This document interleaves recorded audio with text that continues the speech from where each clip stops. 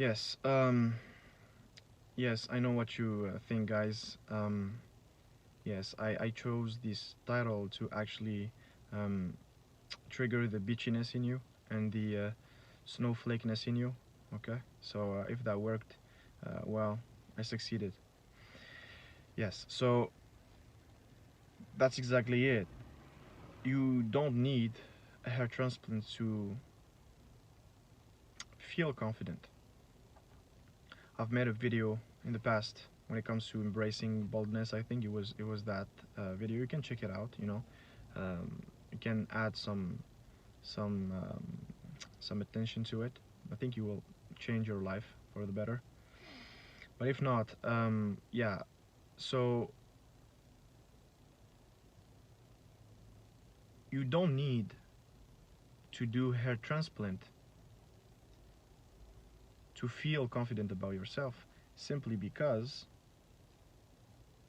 confidence is an internal construct influenced by external construct, but mostly it is an inner event.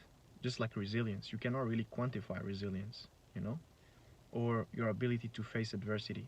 It is something that goes deep into like the human spirit. So it's not, it goes beyond just matter, if that makes sense.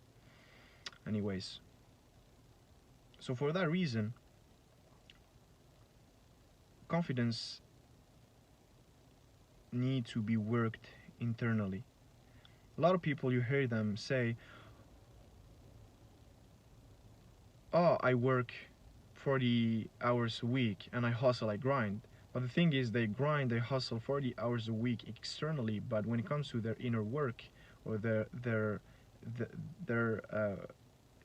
I would say their development, like the character, like the development of their character, most of the time it's really like shallow. They're just not working at all on them. They're just like pursuing life and then just going through the motions, and then they find themselves, oh, like I'm doing this, I'm just like they're not grounded. Okay, so that's the scoop. You don't need hair transplant to actually feel confident. Let me tell you two stories here, really quick. I'll try. First is the surgeon, a very famous surgeon, plastic surgeon in the US. I forgot his name, even though he's still very famous. He made one of the biggest discoveries in, you know, the century when it comes to like human psychology. And basically, he was interviewing people who came to his clinic to actually want to change some feature on their face. So some people found that their mouth, for example, was a little bit too small, like their lips. Some other people found that their nose was a little bit too big. Other people found that their ears were a little bit too, yeah, too small as well. And other people just came because their forehead was, was simply like huge and magnificent, even though magnificent to the external eye, but for them it was just like, too small, or it wasn't like the right size anyways. So, and he actually, was trying to see the reasons behind them doing this, asking for these, you know um, uh, these surgeries, and assessing their needs and stuff. So he realized something after he made like the surgery, after he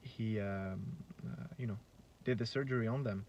He realized that most of them came back to him saying that, okay, the nose, they didn't feel like their nose was too small, like the nose was the right size. They felt like it was the same size as before. Okay, and it was really shocking because he was giving them proof that their nose was the same size, was a different size, sorry, and was like, metrically speaking, the same, like a different size than before. So he was surprised that they, all of them, most of them, kept saying that although they recognized externally that the nose was different, they didn't feel like it was the case. So that led him to one of the biggest discoveries, as I said earlier, is that humans have self-image. They have a way of seeing themselves that influences or is more important than what they have externally. So that was the discovery. And keep in mind that he was a plastic surgeon. So he was facing people's insecurities. So that led him to this discovery. So the point here is that if you don't change or embrace your insecurities, not for being insecurities, but simply for being characteristics of who you are, you will never actually be able to get rid of that feeling, of that discomfort inside you. I know, guys, it's hard to focus here, partly because these are informations that for some people are hard to digest, and at the same time there is the glow, so there's the sun, so obviously the beauty shines too much and the skin glows, so try to focus, which leads me to the second point. The second point being the story of, or the resemblance of what you're going through with Venom. I know for some of you who watched the movie, amazing movie, by the way. The first one is good, but the second one is just, meh. It's just a pure lazy production. But anyways, Tom Hardy never disappoints as well. Anyways, with the first story, we were talking about like the insecurities, the existence of them. Obviously, every one of you guys know about this. But the thing is, your relationship to your insecurities, if we can call them insecurities, matters more than their existence or their supposed existence. In Venom, you have the main character which is played by Tom Hardy. I forgot his name. Yeah, I think Eddie Brock. Yeah, Eddie Brock. I just remembered Eddie Brock, and that guy is, you start seeing him as a normal guy whose life is going like downhill slowly because he lost his job. He broke up with his girlfriend and all that, and you see him that he's losing himself more and more, and at this point he's so vulnerable that he's been affected by the symbiote, which is the black substance, from the other planet, basically, becoming Venom, called as Venom. But that's the thing. As that substance, the black substance, you can refer to as the dark side, as Jung called it, like the shadow, the insecurities, the dark side of the person coming inside them. In the beginning, he just throws up. He has really trouble to live with that beast. Okay, but as as we continue following the movie and the character development, you can see that Eddie actually embraces more and more the place of the symbiote Venom in his life. He embraces it. He becomes friend with it, not because he liked him or he likes him, but he has no choice to, because the thing is inside him, and because by embracing his insecurities, by embracing the black substance, the symbiote, the dark side, he is able to navigate through life in a more revived way, in a more actualized way. So, not to say that life without insecurities is boring, but with it, you get the chance to enhance who you are and explore facets of who you are that you never thought existed. So by embracing the venom, embracing the beast, and by the way, I'm not saying like go and start running in the streets and eat people's heads. Not that there is any moment to eat people's heads. It's not advisable, not possible, but at the same time, or just like start jumping on the buildings or whatever, you know, like this is not like what I'm saying here. It is too tiring anyways. It's just that you need to realize that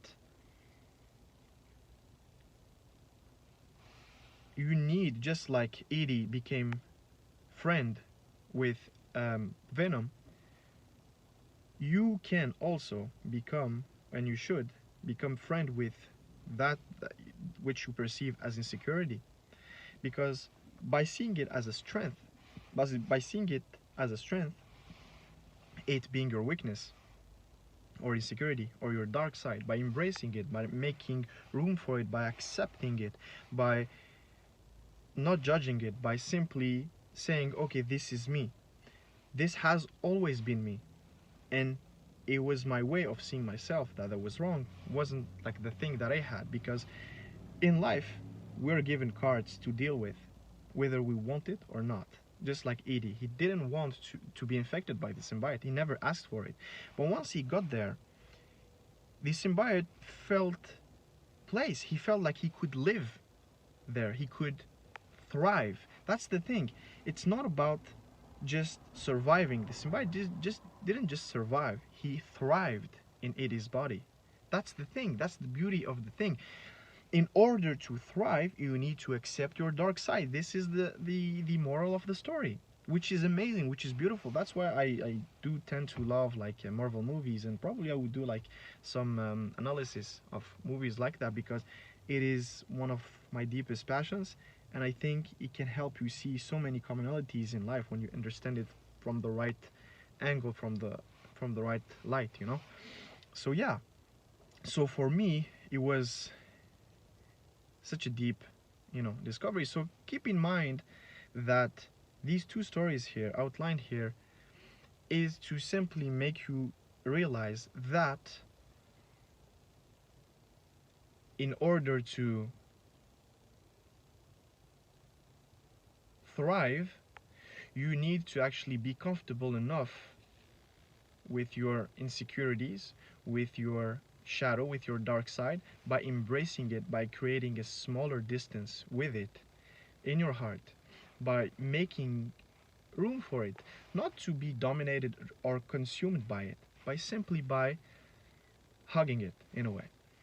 By doing so, you will get respected by your dark side in a way, just like Eddie got respected at the end, and he's able to impose most of his decisions on the symbiote, or at least, you know, be comfortable enough to live with him and thrive and have a different purpose, or simply a different, more beautified version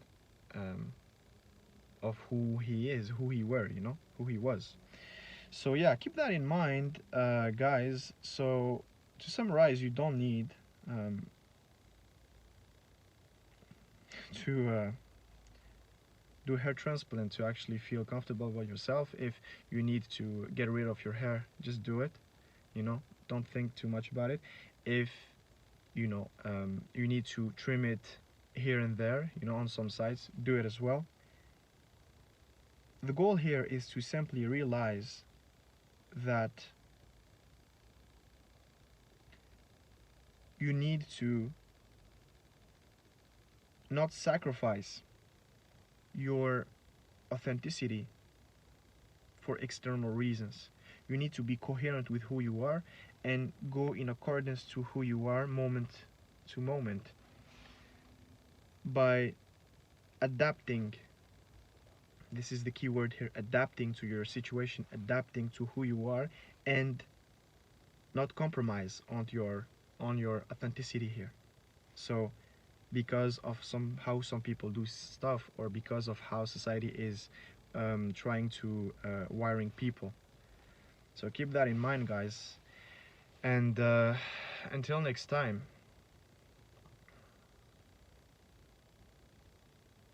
embrace your skull. Yeah. And your inner skull as well. Take care.